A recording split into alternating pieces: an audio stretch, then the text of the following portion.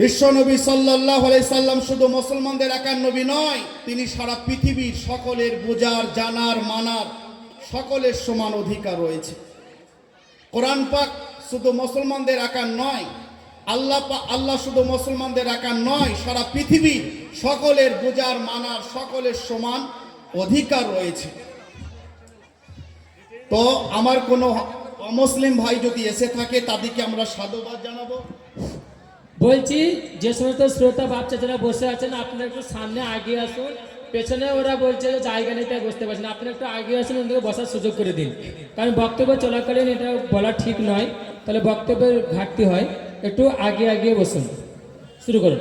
তো আমার কোনো হিন্দু ভাই যদি এসে থাকেন তাদেরকে সাধুবাদ জানাবো। আল্লাহ রসুল সাল্লাল্লাহু আলাইহি সাল্লাম একবার সাহাবাদিকে নিয়ে একটু দিনের কথা আলোচনা করছিল। তো একটা ইহুদি মেয়ে তার একটা সন্তান হারিয়েছিল। ওই সন্তানটা খুঁজতে খুঁজতে আল্লাহ রসুল সাল্লাল্লাহু আলাইহি সাল্লামের কাছে এসে উপস্থিত হয়ে গেলেন। তো ওই ইহুদির মেয়েটার মাথার কাপড়টা একটু সরে গিয়েছিল।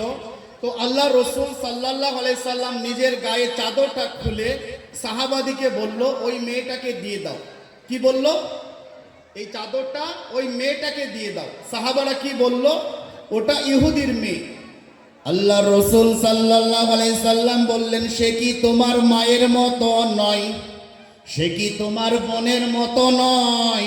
জাতপাতের বিচার পরে হবে, আগে তাকে তুমি মানুষের চোখে দেখবে। বলুন সুবহানাল্লাহ। ধর্মের পরিচয় পরে হবে, জাতপাতের বিচার পরে হবে। সে মানুষ, তাকে মানুষ হিসাবে ভালোবাসবে। আরেকটা ইহুদি বাচ্চা অসুস্থ। আল্লাহ রসুল সাল্লাল্লাহু আলাইহি সাল্লাম সাহাবাদিকে বললেন, ওগো আমার সাহাবারা, চলো বাচ্চাটাকে একটু দেখে আসি। সে তো আমার প্রতিবেশী, সে তো আমার এলাকাতে থাকে। সাহাবারা বলল, ইয়া রাসূলুল্লাহ, ওটা তো ইহুদির বাচ্চা। আল্লাহ রসুল সাল্লাল্লাহু আলাইহি সাল্লাম বললেন, সে কি মানুষ নয়? সে তো আমার প্রতিবেশী। জাতপাতের বিচার পরে হবে, আগে তাকে তুমি মানুষের চোখে দেখবে। বলুন সুবহানাল্লাহ।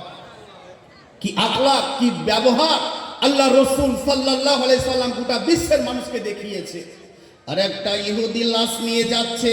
আল্লাহ রসুল সাল্লাল্লাহু আলাইহি সাল্লাম লাশটাকে দেখে একটু দাঁড়িয়ে গেলেন।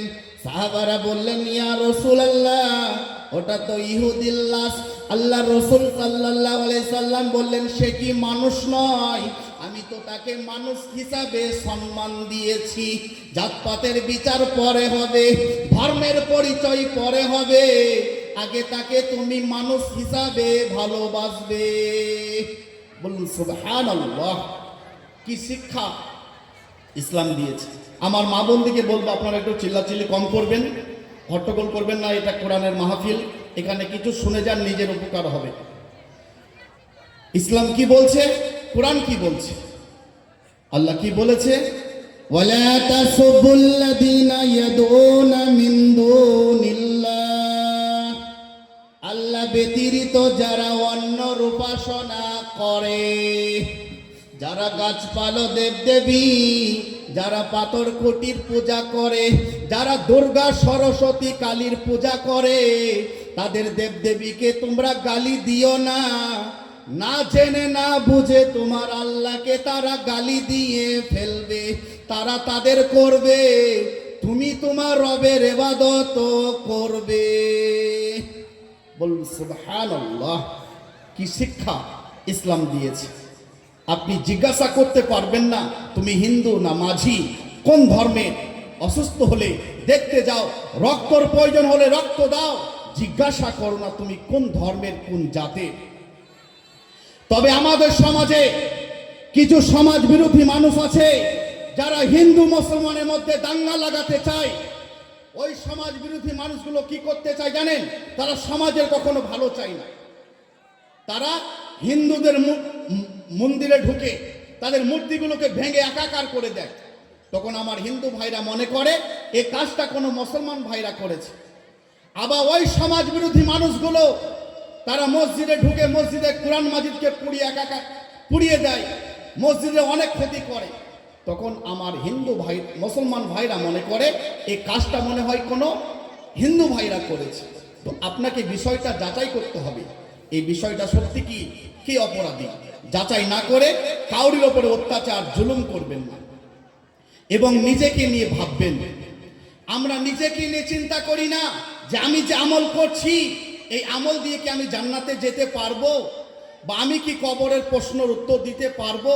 নিজেকে নিয়ে ভাবুন, নিজেকে নিয়ে চিন্তা করুন। বুদ্ধিমান তো সেই যে নিজেকে নিয়ে ভাবে, আর বোকা তো সেই যে অপরকে নিয়ে চিন্তা করে। আল্লাহ রসুল সাল্লাল্লাহু আলাইহি সাল্লাম বলেছে, তোমরা প্রত্যেকটি মানুষের প্রতি ভালো ধারণা রাখবে।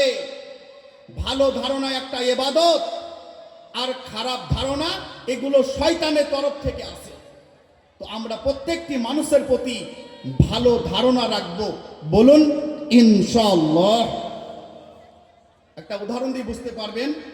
একজন ব্যক্তি রাত্রিতে তাহাজ্জুদের নামাজ পড়ার জন্য পুকুরে ওযু করছে, আর একজন ব্যক্তি চুরি করে গ্রাম থেকে চুরি করে পুকুরে হাত পা ধুচ্ছে। তো যে চোর সে মনে করছে এই লোকটা হয়তো গ্রামে চুরি করে হাত পা ধুচ্ছে,